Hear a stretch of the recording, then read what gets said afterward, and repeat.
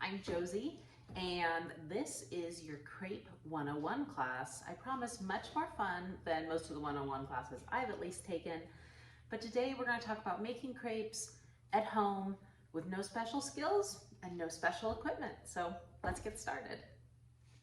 So the first thing you're going to want to do is get all your stuff out. Whisk, spatula, bowl, and of course, Josie's best GF, the crepe. Imagine that. Also, your pan is something worth talking about. This is a very simple nonstick pan. I got it at a big box store. This is a ceramic type. I like a nice big surface area like this so you can get a nice big wrap on your crepe. You can use any size pan, but obviously the amount of batter you use needs to be adjusted to the size of pan. So in this guy, this is a pretty standard size big nonstick, we're gonna do about 1/3 to 1/4 cup of batter just to get an idea. So our crepe mix does not have to sit before you cook it. So I like to get my pan heating up first so that by the time my mix is done, my pan is at least pretty close. So we're gonna put this down on the stove here, and I'm gonna tilt you down when we're cooking so you can see what I'm doing. And we're gonna get to about, on my stove, I go to 6. This is an old stove. She's a good girl and she tries really hard, but this is not a special stove by any means, but I assume y'all are cooking in your home kitchens as well and not in a designer kitchen. So I think that this is probably pretty practical. So then to make the mix, you follow the directions on the back of the bag. I've got everything measured out for expediency. So here we start with water. Pour that in. Milk, as always with all of our products, a plant-based alternative works great if you're trying to either avoid dairy or just stick with a plant-based diet. There we go.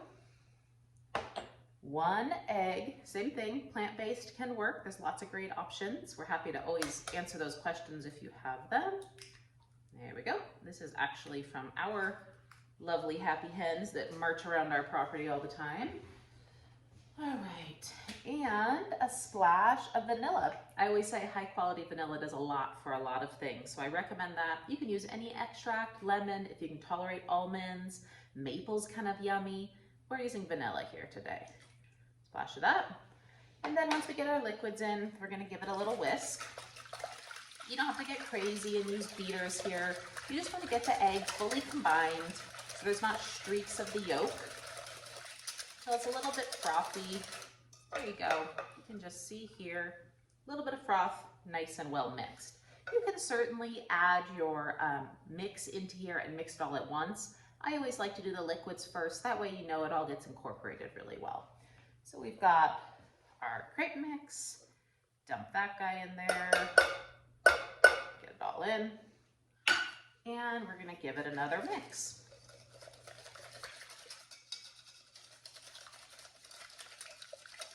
Same thing here, you just want to make sure all the lumps are gone, there's no streaks of egg, and it's all mixed together. It's going to be real liquidy.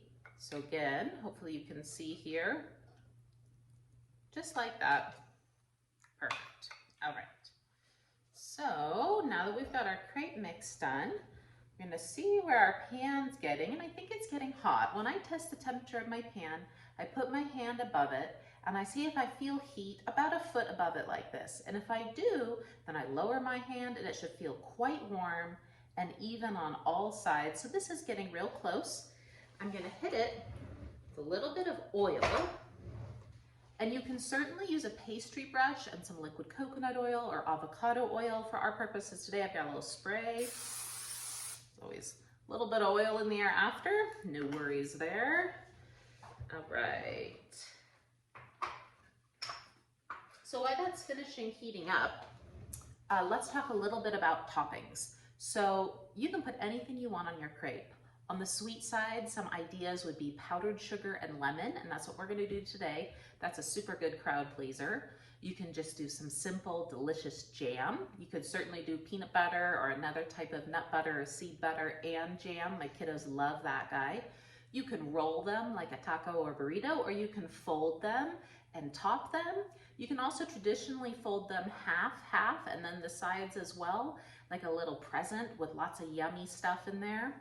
On savory notes, we often do scrambled eggs with salsa on top. You can, as your crepe is melting, put some cheese in there, some diced up ham. That's delicious. Really, the crepes are a vessel for what you love to put on it. So if it's a topping and you can put it on the crepe, you can make a crepe with that. So I think our pan is there. I'm gonna tilt you down so you get a really good view of what's going on in my pan. So bear with us here as we do that. All right, hopefully that is gonna do what it needs to do. All right. Okay, so our pan is nice and hot. I can feel the heat even. You wanna give your crepe mix a little whisk before you put it in the pan. And I'm gonna use the same scoop that I used to measure out my crepe mix. I know in this pan, like I said, it's about 1/4 to 1/3 cup of batter. So I'm just gonna guesstimate that. There we go. Because I'm a righty, I'm gonna spin this around. And then I'm putting this right in the middle. Gentle sizzle is what we're looking for. And then you're gonna shake it or swirl it until the bead of the batter is no longer moving like this, and then you're gonna place it down and just let that cook. So that pan was borderline hot. As you saw when I laid it down, it gave a pretty good sized sizzle. I'm gonna turn my pan down. It's absolutely no problem to continue this way. I just know that was a little hot. You can see these few bubbles right here. That's because it really sizzled when it went down. So I've turned my pan down. We're gonna make another one after this that might be right on target, but this is not a big deal. I like to start with my pan a little hot, if anything.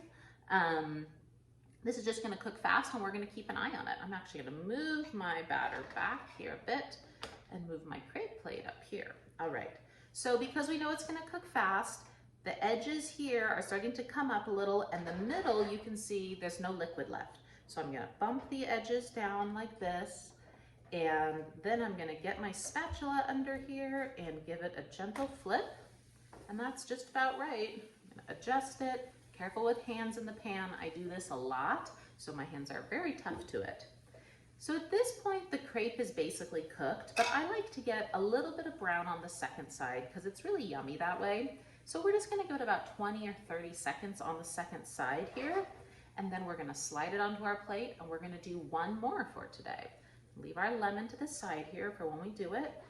So as you can see, it's totally loose. All I do, as I'm blocking you here, is slide that on, and then we can just adjust it gently and let it cool a little. Okay, so now we're gonna hit our pan with a little bit of oil again, just like that. Set this guy over here. And we're going to whisk, whisk, whisk our batter, just like that. Make sure that it's not settling on us. About 1/3 to 1/4 a cup. And right in the middle.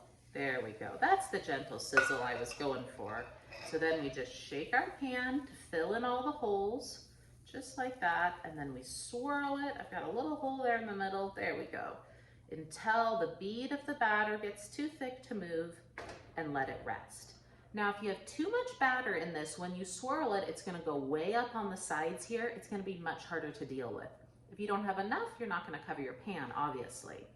Also, if this is too cold, when you lay your batter down, it's just gonna mush around like a big blob. It's not gonna grab.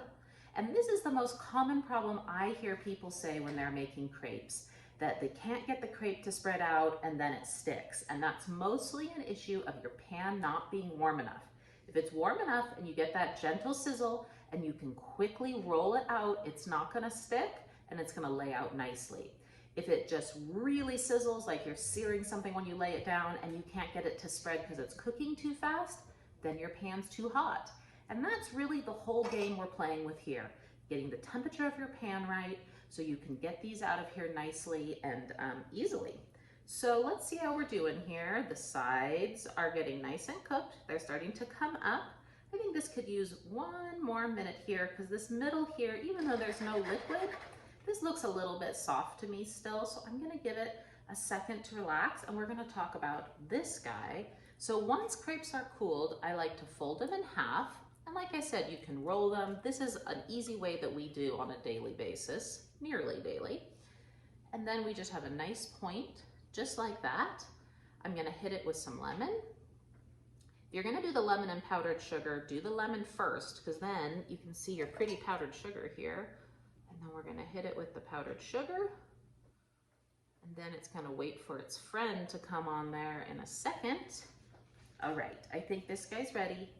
Nice and lifted, bump the sides down just like this. Perfect. Get our spatula under there. Gently, if you have to kind of help it. Careful in the middle. Perfect. And give it a flip. There you go. So that's gonna finish on that side. We're gonna add it to this plate. Give it a second there. I'm gonna grab some raspberries to put on here. All right, so these are gonna sit on the side and wait perfectly. I think this is probably pretty close now on this second side. See how it's coming off my pan nicely? See if I can do this lefty. And then we just roll that guy off. Put our hot pan to the side. We can give this a fold right now because we're gonna eat it right away. Just like that. Into another point. Finish off with a little lemon. Hit our powdered sugar again. There we go. And then we're gonna top it with some raspberries just to be fancy because we're making crepes here today. And there you have it.